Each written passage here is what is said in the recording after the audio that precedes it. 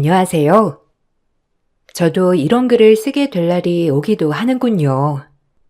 전 경기도에 살고 있는 40대 여성입니다. 전 홀아버지 밑에서 자랐어요. 하지만 자라는 동안 엄마가 보고 싶다거나 하진 않았죠. 그만큼 아빠가 모든 사랑을 채워주셨기 때문이에요. 부유하진 않지만 그래도 넉넉한 형편이었기에 하고 싶은 것들은 다 하면서 살았어요. 아빠가 그 지역에서 유명한 국수집을 하셨었거든요. 매일 새벽같이 일어나 국수를 말고 하루 종일 판매하여 저를 먹이고 입히고 하신 거죠. 그렇게 전 대학교까지 무사히 졸업을 하고 취업 후 지금의 남편을 만나 결혼을 했어요. 역시나 시부모님은 제가 한부모 가정이라고 좋아하진 않더라고요. 그 부분에 있어서 아빠가 참 저에게 미안해 하셨어요.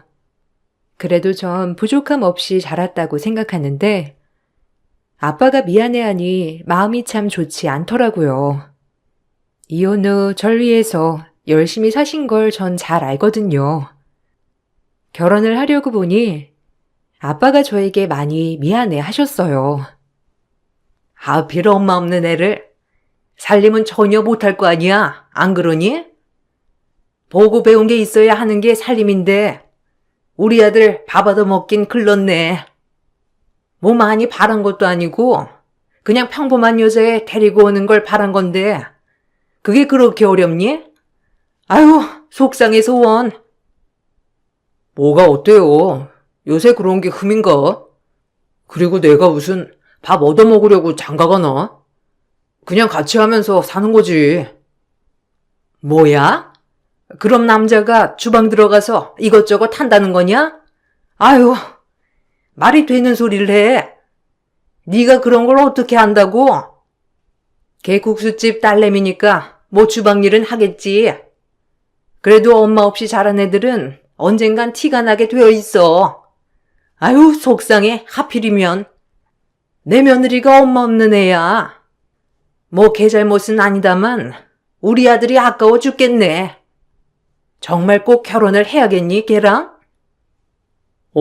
결혼하고 싶어. 엄마 없는 게 무슨 상관이야.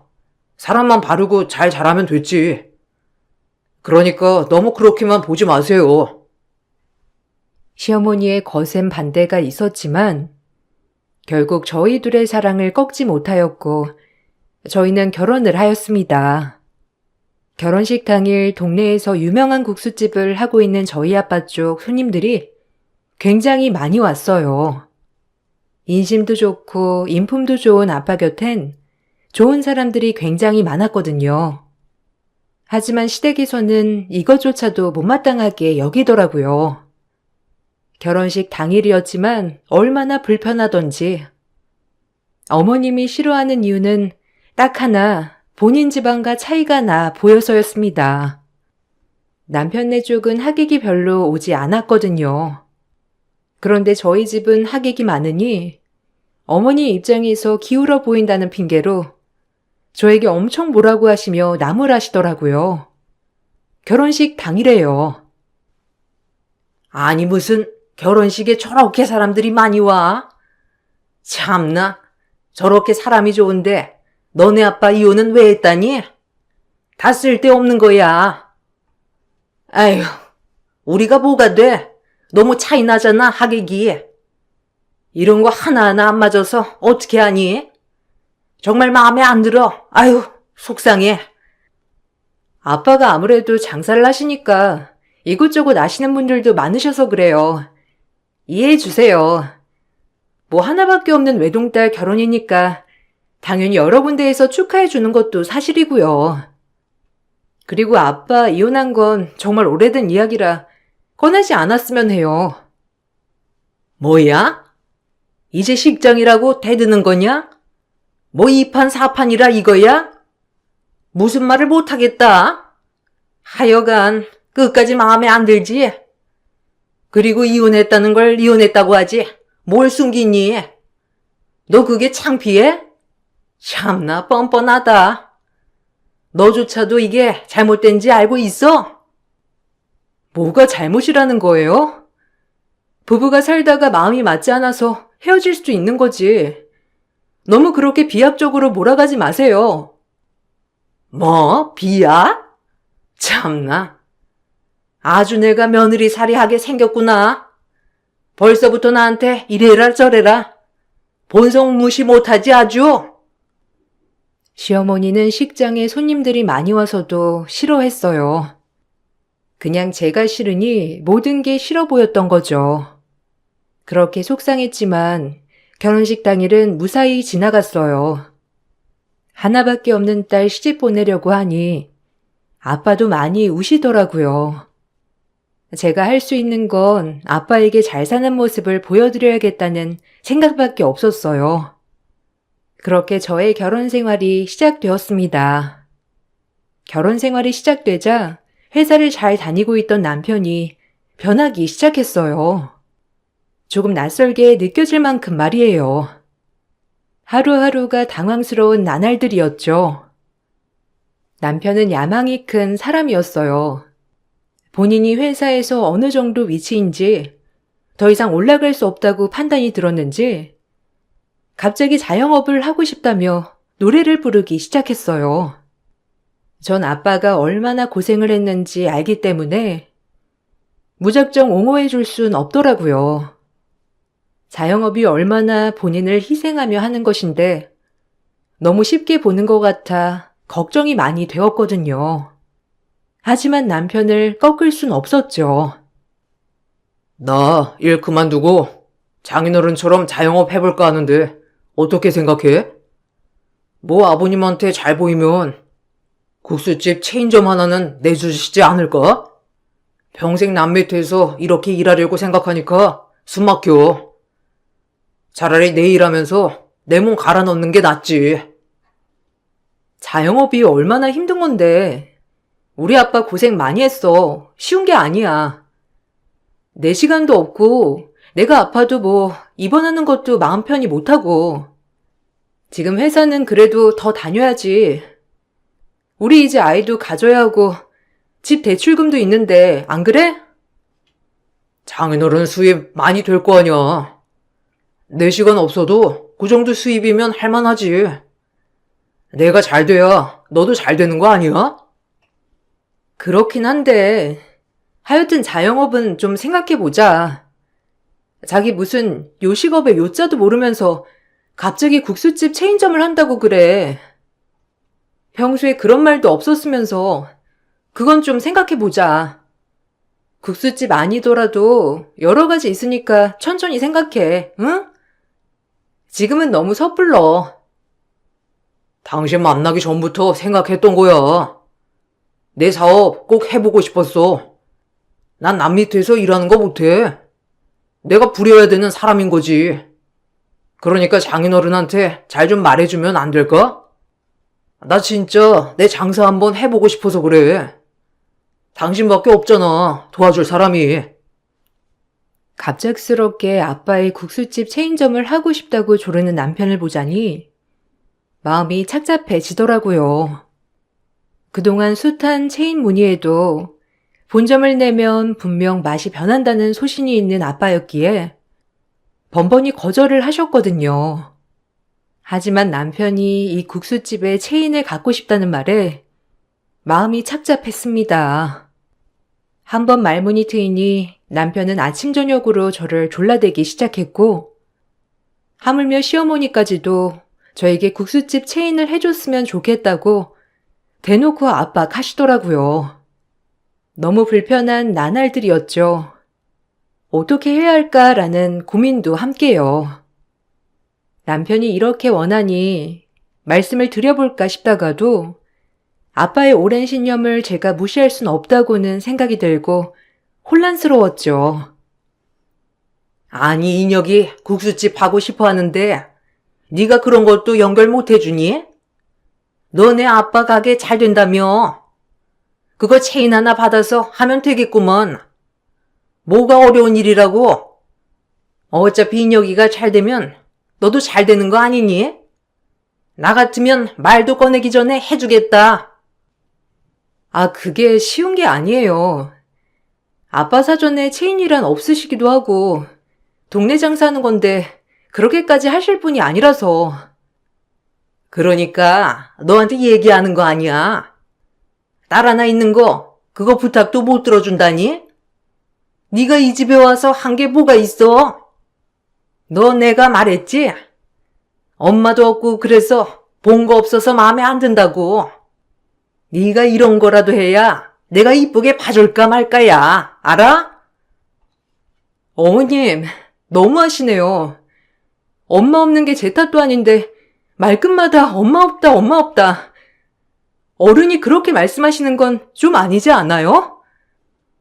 뭐야? 아주 날 가르치려 들어 이게? 너네 아빠가 너 오냐오냐 키워서 그런 거 아니야 이게 다. 잔말 말고 체인 좀 알아봐. 그렇게는 못하겠네요. 아빠 가게가 무슨 떡하니 마음만 먹으면 차릴 수 있는 것도 아니고 저한테 압박하지 마세요. 그리고 무슨 분점 저한테 맡겨놓으셨어요? 어머님이 이런 식으로 나오니까 더 말하기 싫네요. 저희 문제 저희가 알아서 할게요. 시어머니는 강압적이셨어요.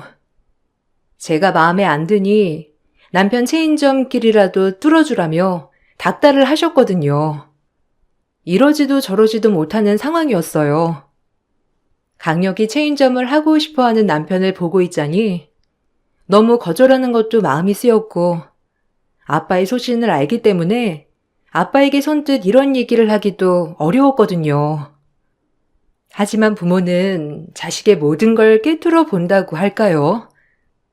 회사 일을 끝내고 오랜만에 아빠 얼굴 좀 볼 겸 국수를 먹으러 식당에 방문했던 날이 있었어요. 아빠는 반갑게 맞아주더라고요. 역시나 제 깊은 고민을 알고 있다는 듯이 제 얼굴부터 살피시는 아빠였어요. 정말 고맙기도 하고 마음이 안 좋기도 하더라고요. 아이고, 살이 쏙 빠졌네. 무슨 일이 있어? 결혼한 새색시가 왜 이렇게 얼굴이 안 좋아? 일단 국수 맛있게 말아주마. 팍팍 먹어. 일은 무슨, 그냥 요새 일이 많아서 그래. 여전히 잘 되네. 아빠 힘들지 않아? 30년 넘게 국수집만 했는데. 힘들어도 어쩌냐. 이게 내 운명인데. 그래도 감사하지. 매번 찾아주는 손님들 때문에 이렇게 잘 되는 거니까. 게을리하지 말고 감사하다 생각하며 일을 해야지. 아니 근데 너 무슨 고민 있는 거야? 얼굴에 다 쓰여 있어. 아빠한테 얘기해봐, 어?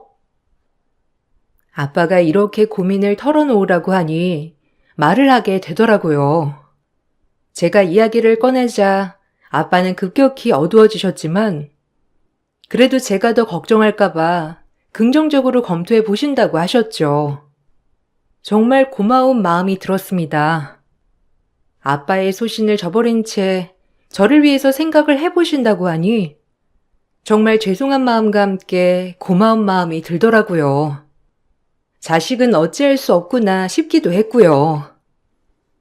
김서방이 아빠 가게 체인점 받고 싶어 해. 아무래도 요새 회사 사정도 그렇고 성격도 약간 사업가 체질이잖아. 그래서 아빠 거 분점 내면 어떻나 얘기하더라고. 근데 아빠 거절해도 돼. 왜냐면 내가 아빠 모르는 것도 아닌데 뭐 괜찮아. 분점? 국수집 하는 게 보통 일이 아닌데. 아무래도 회사 일만 하다가 김서방이 이런 일 할 수 있겠어? 그러다가 이도저도 아닌 꼴 될까봐 그렇지. 일단 아빠가 긍정적으로 검토는 해볼게. 나중에 김서방이랑 자세히 얘기해 보도록 하자. 전화할게. 그것 때문에 마음 쓰였던 거야? 진작 말하지. 이게 뭐라고. 너 마음고생했을 생각에 속상하다 아빠가. 이런 건 말해도 돼. 아빠한테 부담 갈까봐 그러지. 미안해. 아빠의 신념이 있는데 또 괜히 나 때문에 바꾸는 게 돼서 말이야. 이해해줘서 고마워. 그렇게 생각해 본다고 한 일이 지나고 아빠는 저와 남편을 식당으로 부르셨어요. 큰 고심을 하신 끝에 내린 결론을 말씀해 주시더라고요. 아빠의 결정에 남편은 그렇게 마음에 드는 표정은 아니었지만 그래도 긍정적으로 받아들이려고 했고요. 전 아빠한테 너무 고마웠죠. 본인의 신념을 저 하나 때문에 바꿨다는 게 참 고맙고 죄송스럽더라고요. 이래서 자식인가 싶기도 했고요. 사실 아빠는 재료의 맛이 변할까봐 30년 전부터 같이 일하던 주방 직원들이 아니면 절대 수제자를 받지 않으셨거든요.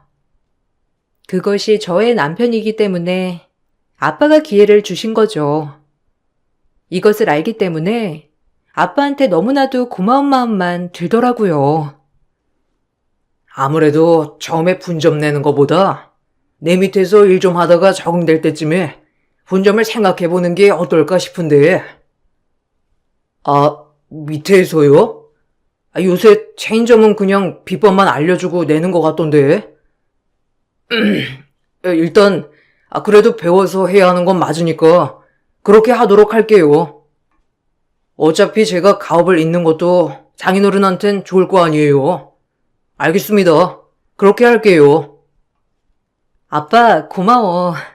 그렇게 생각하기 쉽지 않았을 텐데.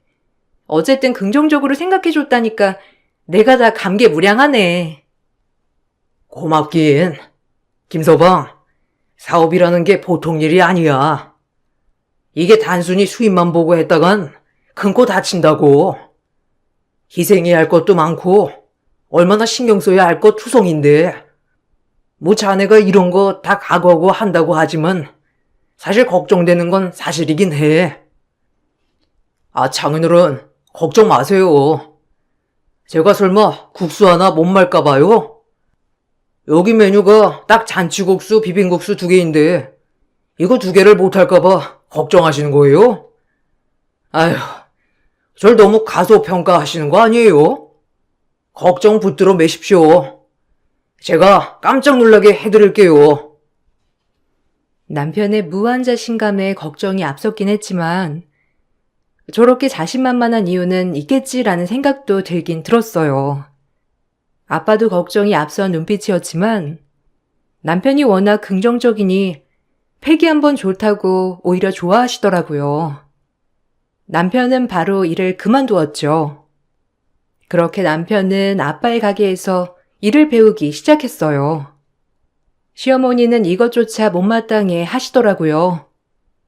하지만 아빠의 신념을 꺾을 수 없기에 시어머니는 그냥 불평불만만 할 뿐 별다른 방법은 없었어요.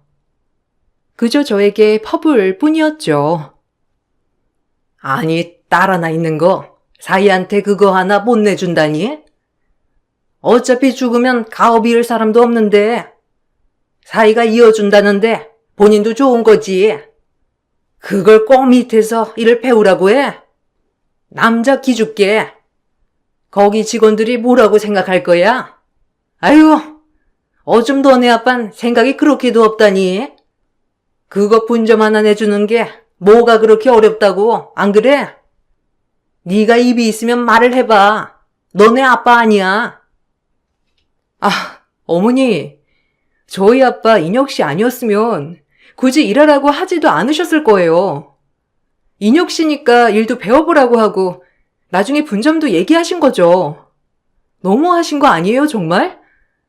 어쩜 그렇게 본인밖에 모르세요? 진짜 어이가 없어서 원. 그리고 저희 아빠가 왜 분점을 내줘야 하는데요? 인혁 씨가 뭘 한 게 있다고. 너무 바라기만 하지 마세요. 머리 벗어지세요. 뭐야? 본인밖에 몰라? 본인밖에 모르는 건 너네 아빠지. 국수집 가업이 있는다고 하면 옳다구나 할 것이지. 나온 참. 넌 참 말도 얄밉게 한다 아주. 머리 벗어져? 참나. 나중엔 우리 인혁이한테 절을 할 거다. 가업 이어줘서 고맙다고. 안 그래? 어머님은 이런 식으로 불만을 터뜨리셨지만 뭐 별다른 도리는 없었기에 남편은 열심히 아빠 밑에서 일을 배우더라고요. 그래도 걱정했던 것과는 완전히 다르게 남편은 열심히 하려고 하더라고요. 그리고 그렇게 몇 개월을 아빠 밑에서 일을 배우며 도왔어요. 그리고 일이 손에 잡히기 시작하자 점점 불만을 토로하더라고요. 제가 우려하던 일이 벌어지기 시작했던 것이었죠.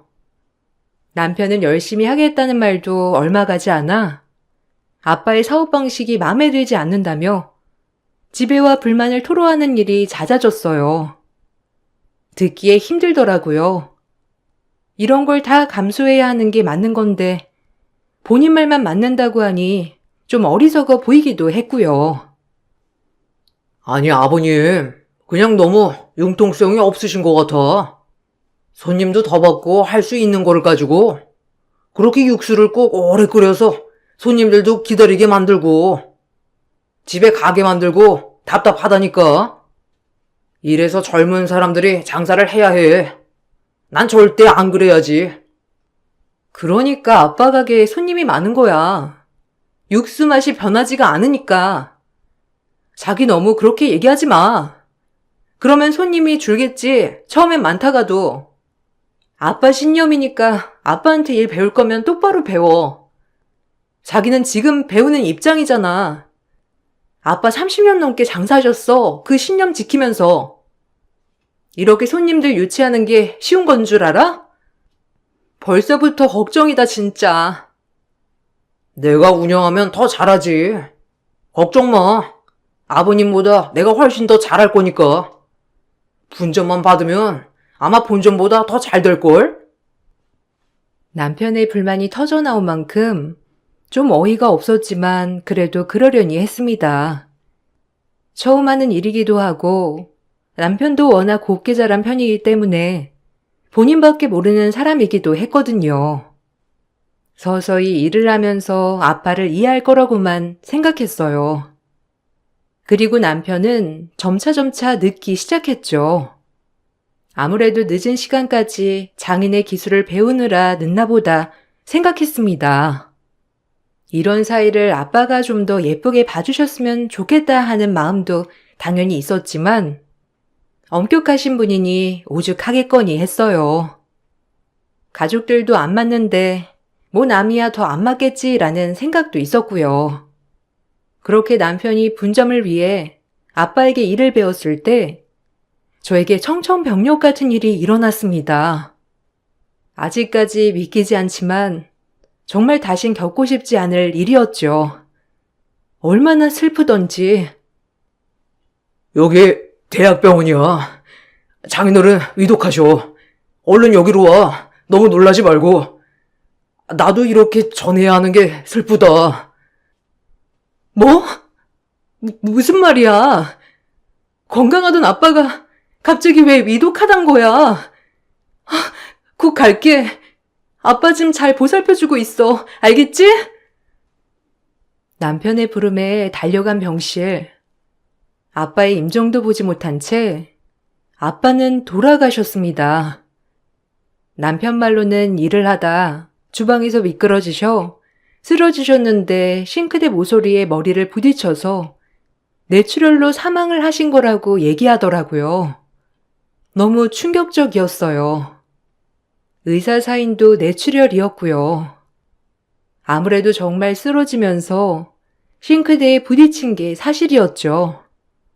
정말 믿을 수가 없더라고요. 주방이 미끄러웠나 봐, 그날따라. 아버님이 원래도 그렇게 열성적이잖아. 일하시다가 그만 미끄러져서. 아, 어떡해.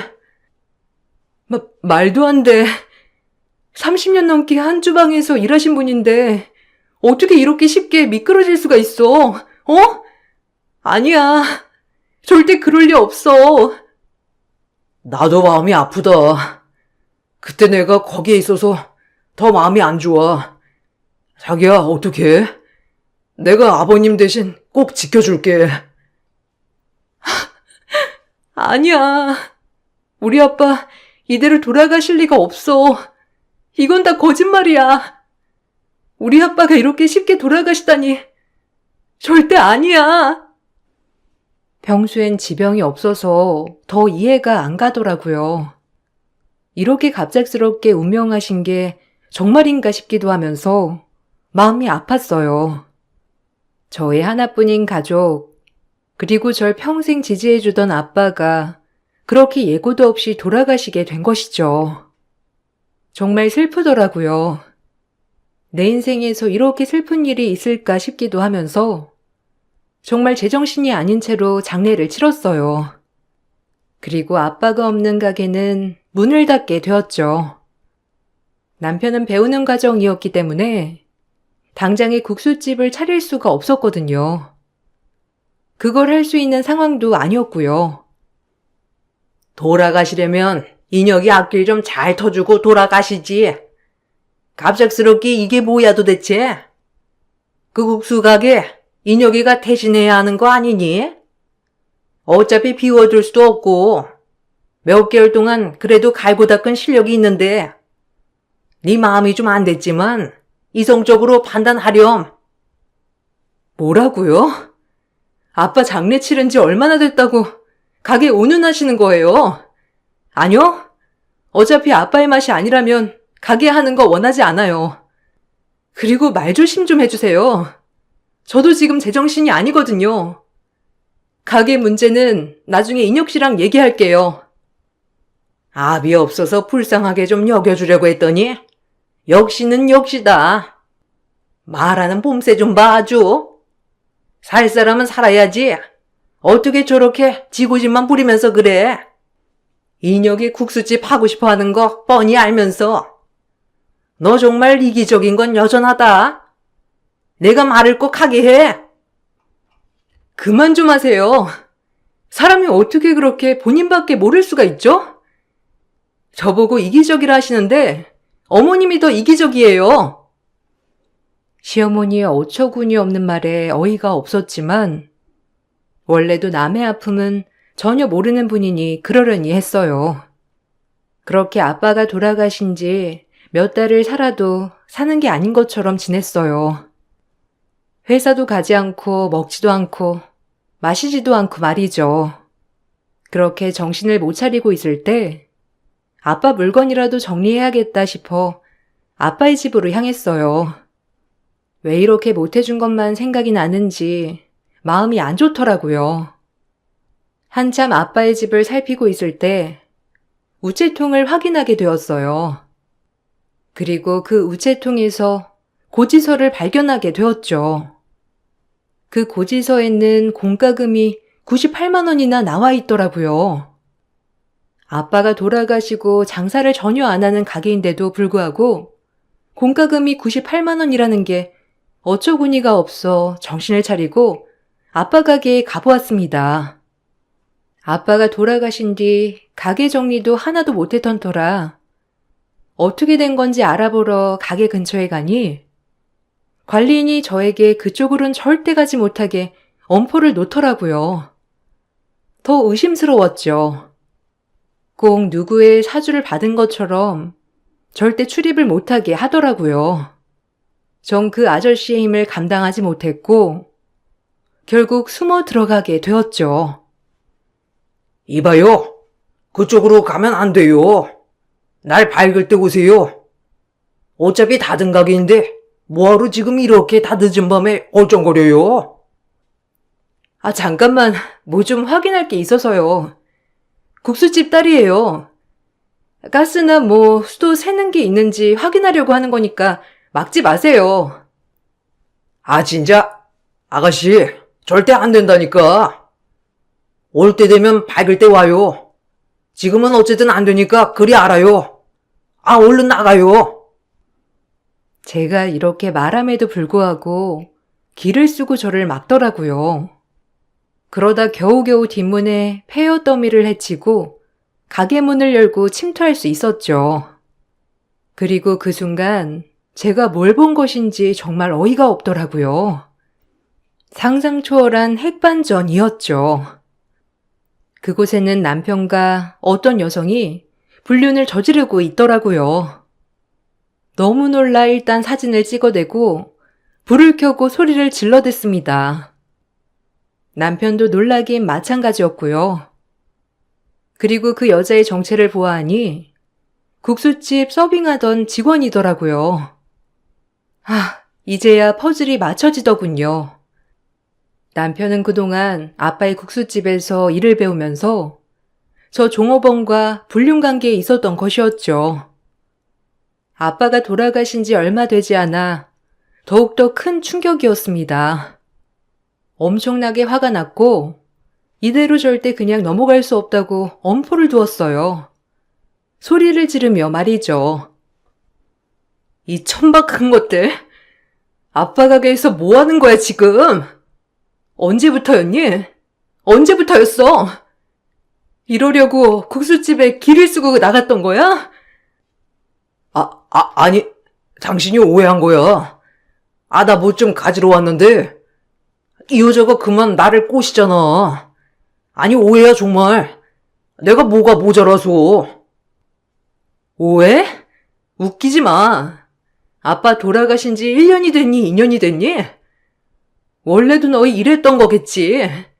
그걸 아빠도 알았니, 설마? 그래서 그거 알고 돌아가신 거야, 충격으로? 말 좀 해봐. 아님 네가 밀었어? 뭐냐고 도대체? 나 절대 이대로 못 넘어가. 아빠 돌아가시고 가게 정리될 때까지 둘이서 여기서 뭐 했니? 도대체 뭘 했길래 공과금이 98만 원이나 나오냐고. 어딜 내 탓을 해? 당신이 사장님 밀었잖아. 뭐 내가 꼬셔? 기막혀. 날 꼬실 땐 언제고 내가 꼬셨다고 지금 막말이야? 이게, 너 조용히 안 해? 이거 우리들의 평생 무덤까지 갖고 갈 문제잖아. 얼른 입 안 다물어. 어디서 주둥이를 놀려대? 제가 이렇게 몰아붙이자 멍청한 상간녀는 무릎을 꿇으며 애원을 하더라고요. 그리고 상간녀 입에서 나온 말은 어마무시했어요. 오히려 본인이 큰 피해가 갈까 제 앞에서 모든 걸 술술 불더라고요. 겨우 이것밖에 안 되는 사랑이더라고요. 남편과 상간녀는 말이죠. 그러다 상간녀의 말을 듣고 분노가 걷잡을 수 없이 커지게 되었습니다. 정말 사람이 아니구나라는 말만 나오더라고요. 죄송해요. 그러려고 그랬던 게 아니에요.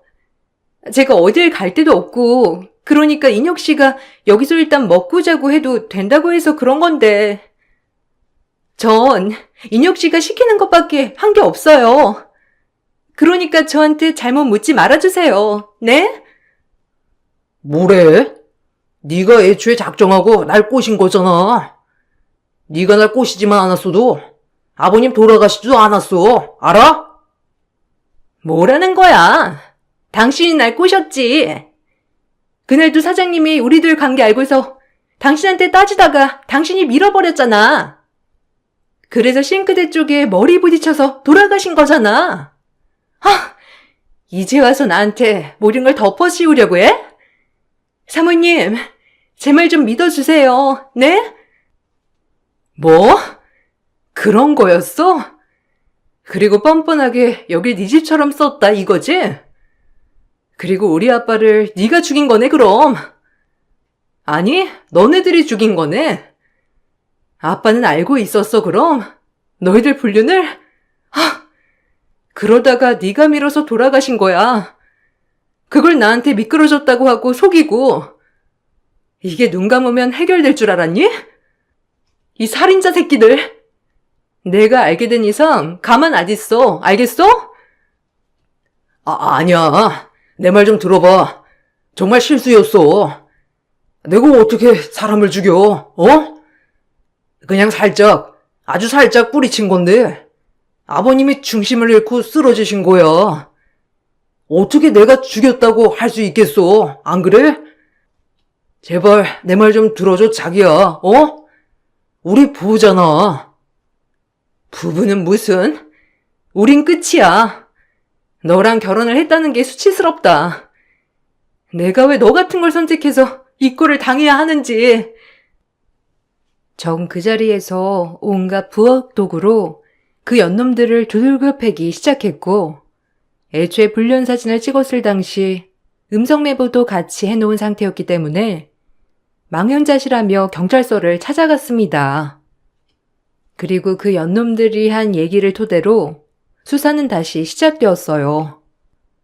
경찰들도 아주 악질들이라며 구속을 시킬 거라고 엄포를 놓더라고요. 그 와중에 그 두 연놈들은 끝까지 싸우기 시작했죠. 상간녀와 남편은 절대 본인들 잘못이 아니라고 서로의 탓만 하더라고요. 뻔뻔하게 그 순간까지 말이죠. 계속되는 경찰 수사에 결국 상간녀와 남편은 그날 있었던 모든 일을 불게 되었고 재판에 넘겨지게 되었습니다. 전 모든 진실을 알게 된 순간 마음은 미어지더라고요. 아빠 마음이 어땠을지 상상도 안 가서 말이죠. 결국 남편은 살인죄로 징역 20년, 그리고 상간녀는 살인 방조죄로 징역 12년 구형이 떨어졌습니다. 일이 이렇게 되자 시어머니는 저에게 싹싹 빌며 용서를 구하더라고요. 아마 이 용서 또한 그저 아들을 위해서 하는 거짓으로 하는 용서겠지만요. 너무 화가 났어요. 어떻게 뻔뻔할 수 있는지. 제발 우리 아들 합의 좀 해줘라, 응? 본인도 욱해서 그런 것 같은데. 네가 선처만 해주면 우리 아들 징역살이도 감형될 수 있대. 너희 아빠 이렇게 된 건 안타깝지만 인혁이가 오죽했으면 그랬겠니? 안 그래? 얼마나 놀랬으면 밀었겠어? 우발적이래. 정말 계획적이 아니라 우발적 말이야. 제발 합의 좀 해주면 안 되겠니? 내가 평생 너한테 잘할게. 제발, 응? 뭐? 나한테 평생 잘해? 난 아빠를 잃었어, 알아? 당신들처럼 사람 같지도 않은 인간들 때문에 애초에 거르는 거였는데 절대 합의 없어. 징역 살고 나와서도 가만 안 있어. 무슨 일이든 절대 못하게 할 거니까 어느 지역이든 다 찾아가서 살인자라고 얘기할 거야. 알겠어? 나 절대 용서 못하니까 그런 줄 알아. 구질구질한 것들, 인성 쓰레기들. 그날 그게 아니었다면 평생 모른 척 했겠지. 제발 부탁한다. 내가 그동안 너한테 했던 모든 것들도 다 용서를 구할게. 그러니까 한 번만 나를 위해 봐주면 안 되겠니? 그리고 전 남편과 이혼 소송을 진행했어요. 불륜의 자료들도 제출을 했고요. 법원은 모든 것이 저의 편이었습니다. 마음 같아선 혼인 무효 소송을 하고 싶었지만 혼인 기간도 꽤 되었고 사실상 이혼 소송이 낫다고 하더라고요. 그렇게 이혼 소송을 진행하면서 시댁 쪽의 위자료를 모두 가져올 수 있었어요.